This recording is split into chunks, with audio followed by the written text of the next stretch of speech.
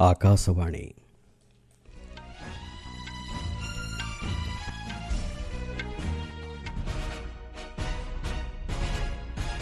संवाद पढ़ुछन्ति चंदन घोष। मुख्य संवाद।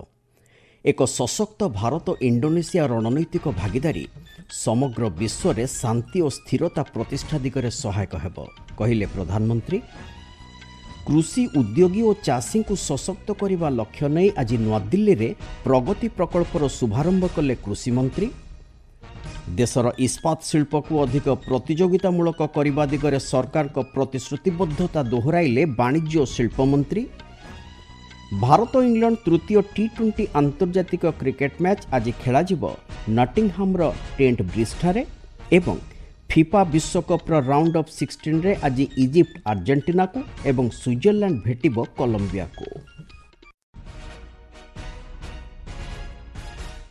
एक सशक्त भारत इंडोनेशिया रणनीतिक भागीदारी निमंते प्रधानमंत्री नरेंद्र मोदी आह्वान देइछन्ते। प्रधानमंत्री को इंडोनेशिया गस्त अवसर में आज जाकर्ता सेठाकर संसद को उद्बोधन दे से कहते। श्री मोदी कहते दुई देश मध्य यह सशक्त रणनीतिक भागीदारी केवल भारत इंडोनेशियार समृद्धि लगी नुहे बरं आंचलिक एवं विश्व स्तर में शांति और स्थिरता प्रतिष्ठा दिगरे सहायक हेब। भारत और इंडोनेशिया मध्य शताब्दी शताब्दी धरी रही आसिथिबा सुसंपर्क उपरे आलोकपात करी श्री मोदी कहते यह द्वारा भविष्यत लगी आपस विश्वास सुदृढ़ हेबा सहित गणतांत्रिक मूल्यबोध क्षेत्र में समानता रहितिबा प्रतिफलित हेउछि। भारत विकास शांति स्थिरता और समृद्धि रे विश्वास करे बोली से कहते। समस्त प्रकार सन्त्रासवाद कार्यकलाप विरुद्ध में मिलित कार्यानुष्ठान उपरे श्री मोदी गुरुत्वारोप करते। से कहते एभली समाज विरोधी कार्यकलाप द्वारा आंचलिक सुरक्षा प्रति विपद सृष्टि होछि। भारत इंडोनेशिया मध्य रणनीतिक विश्वास और संपर्क द्वारा केवल यही दुई देश उपकृत हेबे नहीं बरं भारत प्रशांत महासागरीय अंचल और ग्लोबल साउथ रे स्थिरता बजाय रखिबा सहित समग्र विश्व एहा द्वारा भविष्यत रे लाभान्वित हेबो बोली प्रधानमंत्री मतव्यक्त करिसेंते। भारत और इंडोनेशिया का स्ट्रेटेजिक ट्रस्ट इंडो पैसिफिक में स्टेबिलिटी का मजबूत आधार बनेगा। हमारी साझेदारी केवल दो देशों का संबंध नहीं है, यह इंडो पैसिफिक की स्टेबिलिटी, ग्लोबल साउथ की शक्ति और विश्व के शेयर्ड फ्यूचर में विश्वास का संकल्प है। भारत और इंडोनेशिया मध्य प्रतिरक्षा सामुद्रिक सुरक्षा वाणिज्य डिजिटल ज्ञानकौशल शिक्षा कृत्रिम बुद्धिमत्ता एवं गुरुत्वपूर्ण खनिज पदार्थ आदि क्षेत्र में सहयोग को अधिक सशक्त करने उपर श्री मोदी गुरुत्वारोप करते।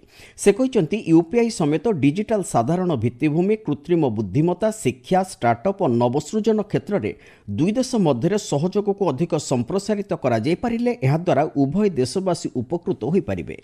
सेहिभଳି दुई देश मध्य रही बहु पुरातन सांस्कृतिक संपर्क उपरे आलोकपात करी प्रधानमंत्री कहते रामायणरू बोरोबुदुर पर्यंत भागीदारी ऐतिह्य माध्यम भारत और इंडोनेशिया मध्य एक सशक्त सभ्यतागत संपर्क प्रतिफलित होउछि।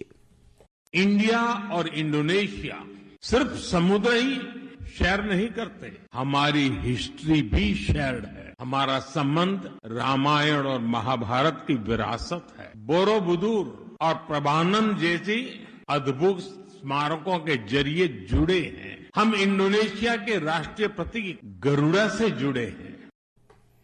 रणनीतिक विश्वासर गुरुत्व पर आलोकपात करे प्रधानमंत्री आज इंडोनेशिया संसद में साइबर सुरक्षा जरूरीकालीन प्रस्तुति एवं ग्रेट निकोबर ठारू मल्लाका प्रणाली पर्यंत सामुद्रिक सहयोग क्षेत्र में भागीदारी को अधिक सुदृढ़ करने उपर गुरुत्वारोप करते। दुई देश मध्य जनसंपर्क को अधिक सशक्त कर आवश्यकता उपर निजर मत रखी प्रधानमंत्री कहते द्विपक्षीय संपर्क को अधिक सशक्त करने दिगरे भारतीय सांस्कृतिक ऐतिह्य गंगा महाकुंभ भली महोत्सव सुजोग सृष्टि करिथाए। दुई देश मध्य विभिन्न क्षेत्र में जारी रही भागीदारी को अधिक सशक्त करा जाई पारिले भारत प्रशांत महासागरीय अंचल में शांति प्रगति और समृद्धि बजाय रखिबारे सहायक होई परिबो बोली श्री मोदी एई अवसर में आशा व्यक्त करिसेंते। आईआईएम बेंगलोर एक कैंपस इंडोनेशिया रे प्रतिष्ठा करा जिवो। ସମ୍ପ୍ରତି ପ୍ରଧାନମନ୍ତ୍ରୀ ନରେନ୍ଦ୍ର ମୋଦିଙ୍କ ବର୍ତ୍ତମାନ ଇଣ୍ଡୋନେସିଆ ଗସ୍ତ ଅବସରରେ ଏ ସମ୍ପର୍କିତ ପ୍ରସ୍ତାବ ଅନୁମୋଦିତ ହୋଇଛି। ଏହାଦ୍ୱାରା ଶିକ୍ଷା କ୍ଷେତ୍ରରେ ଉଭୟ ଦେଶ ମଧ୍ୟରେ ଏକ ନୂତନ ଅଧ୍ୟାୟ ଯୋଡ଼ି ହୋଇଯାଇଛି ବୋଲି କେନ୍ଦ୍ର ଶିକ୍ଷାମନ୍ତ୍ରୀ ଧର୍ମେନ୍ଦ୍ର ପ୍ରଧାନ ମତବ୍ୟକ୍ତ କରିଛନ୍ତି। ଭାରତର ପାରମ୍ପରିକ ଜ୍ଞାନ ଓ ଶିକ୍ଷା ବ୍ୟବସ୍ଥାକୁ ବିଶ୍ୱସ୍ତରରେ ଆଦୃତ କରାଇବା ଦିଗରେ ଏହା ଏକ ଉଲ୍ଲେଖନୀୟ ପଦକ୍ଷେପ ବୋଲି ଶ୍ରୀ ପ୍ରଧାନ କହିଛନ୍ତି।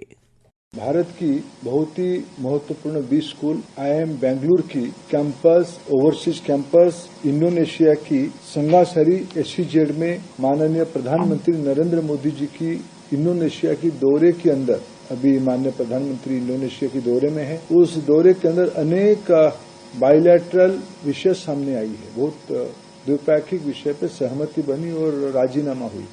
उसी श्रेणी में आज आईआईएम बेंगलुरु की कैंपस इंडोनेशिया में खोलने के लिए प्रधानमंत्री जी ने अनुमति दिया है।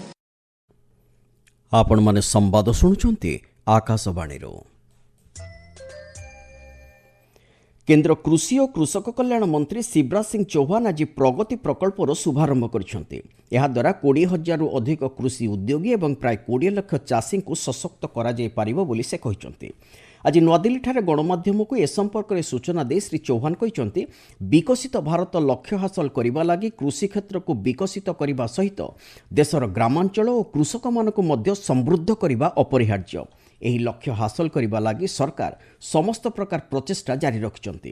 ବିଭିନ୍ନ ସଂଗଠନ ସହିତ ଏ ଦିଗରେ କାର୍ଯ୍ୟକୁ ତ୍ୱରାନ୍ୱିତ କରି ମିଳିତ ପ୍ରୟାସ ଜାରି ରହିଛି ବୋଲି ଶ୍ରୀ ଚୌହାନ କହିଛନ୍ତି। ପ୍ରଗତି କାର୍ଯ୍ୟକ୍ରମ ଅଧୀନରେ 26,000 କ୍ଷୁଦ୍ର କୃଷି ଉଦ୍ୟୋଗୀଙ୍କୁ ତାଲିମ ଦେବା ଲାଗି ସରକାର ନିଷ୍ପତ୍ତି ନେଇଛନ୍ତି। ଏହି ଉଦ୍ୟୋଗୀମାନେ ଗୋଟିଏ ଗ୍ରାମରେ କାର୍ଯ୍ୟ କରିବେ ଏବଂ ଗ୍ରାମାଞ୍ଚଳ କୃଷି କ୍ଷେତ୍ରର ରୂପାନ୍ତରୀକରଣ ଦିଗରେ 100ରୁ 200 କୃଷକ ସେମାନଙ୍କୁ ସହଯୋଗ କରିବେ ବୋଲି ଶ୍ରୀ ଚୌହାନ କହିଛନ୍ତି। प्रधानमंत्री जी के विजन के कारण भारत की कृषि तेजी से बदल रही है। विकसित भारत के लिए विकसित कृषि, समृद्ध गांव, समृद्ध किसान, उसमें सरकार अपने सारे प्रयत्न कर रही है। लेकिन सरकार के साथ अगर बाकी संगठन भी जुड़ते हैं तो काम और तेजी से आगे बढ़ता है। और प्रगति कार्यक्रम के अंतर्गत ये तय किया है कि अभी तक 26,000 कृषि उद्यमी ट्रेंड करके छोटे छोटे कृषि उद्यमी इन्होंने तैयार किए हैं, जो एक गाँव में काम करते हैं और गाँव की कृषि को बदलने के लिए 100-200 किसान को साथ जोड़ते हैं। देशर इस्पात शिल्प को अधिक प्रतियोगितामूलक करने सहित यह क्षेत्र में अधिक अभिवृद्धि हासिल लगी सरकार प्रतिश्रुतिबद्ध बोली वाणिज्य और शिल्प मंत्री पीयूष गोयल मतव्यक्त करिसेंती। सामाजिक गणमाध्यम पोस्टरे ए संपर्क में सूचना दे श्री गोयल कहते भारी शिल्प एवं इस्पात मंत्री एच.डी. कुमारस्वामी सहित ए संपर्क में तांकर अत्यंत फलप्रद तथा परामर्श बैठक अनुष्ठित हो जाइछि। एही बैठक में इस्पात क्षेत्र में नूतन अभिवृद्धि सुजोग सृष्टि करने तथा यार प्रतिद्वंदितामूलक स्थिति को अधिक सुदृढ़ करने लगी संपृक्त विभिन्न प्रतिपक्षों सहित एक सकारात्मक आलोचना करा जायछि। वैदेशिक व्यापार मंत्री डॉक्टर एस जयशंकर आज बाहरीन उपप्रधानमंत्री खालिद बिन अब्दुल्ला अल खलीफा सहित साक्षात आलोचना करिसेंती। सामाजिक गणमाध्यम पोस्टरे ए संपर्क में सूचना दे डॉक्टर जयशंकर कहते दुई देश मध्य विभिन्न क्षेत्र में जारी रही द्विपक्षीय सहयोग को अधिक सशक्त करने दिगरे आलोचना होइछि। क्रिकेट भारत इंग्लैंड मध्य टी20 आंतर्जातिक क्रिकेट मैच आज नटिंगहाम टेंट ब्रिज ठारे खेला जिवो। 5 मैच विशिष्ट यह सीरीज आज तृतीय मैच भारतीय समय राति 10टार आरंभ हेबो। सीरीज रे इंग्लैंड 1-0 रे आगुआ रही। प्रथम मैचटी वर्षा जोगु बातिल होइथिबा बेले द्वितीय मैच रे इंग्लैंड भारत को 4 विकेट रे परास्त करिथिला। फिफा विश्वकप राउंड ऑफ 16 मैच रे पूर्व वर्ष चैंपियन अर्जेंटीना आज राति इजिप्ट विपक्ष खेलिबो। आटलांटा ठारे अनुष्ठित हेबाक थिबा एही मैच भारतीय समय राति 9:30 अनुष्ठित हेबो। परे वैंकोवर ठारे अनुष्ठित हेबाक थिबा एही राउंड रो अन्य एक मैच रे स्विट्जरलैंड कोलंबिया को भेटिबो। विंबलडन टेनिस पुरुष सिंगल्स क्वार्टर फाइनल में पूर्व वर्षर चैंपियन जानिक सिनर और जर्मन जान लेनार्ड स्ट्रफ मध्य मैच जारी रही। से भली अन्य एक क्वार्टर फाइनल में आज संध्यार सर्बियार नोवाक जोकोविक और कानाडार फेलिक्स आगर आलासियम को भेटिबे। से भली आज अनुष्ठित होगा महिला सिंगल्स क्वार्टर फाइनल में अमेरिकार जेसिका पेगुला कोको गोफ को भेटिबाकु थिबा बेले अन्य एक मैच रे जापान नाओमी ओसाका और चेकोस्लोवाकियार कारोलिना मुचोवाଙ୍କ मध्य मुकाबिला हेबो। केरलम रे प्रबल वर्षा और भूस्खलन जोगु वायनाड जिला अंतर्गत मेपाड़ी निकटस्थ कालाडी ठारे एक निर्माणाधीन सड़क टनल प्रकल्प भुशुड़ी पड़ी। फल जड़े व्यक्ति मृत्यु होगा सहित 7 जन आहत होती। एहाछड़ा अन्य 7 निखोज होता जमापड़ी। अन्यपक्षे जम्मू काश्मीर में बादल फटा वर्षा जोगु अनेक घर और दुकान क्षतिग्रस्त होता जणाଯାଇଛି। मुख्य संवाद गुड़िक पुणी थे।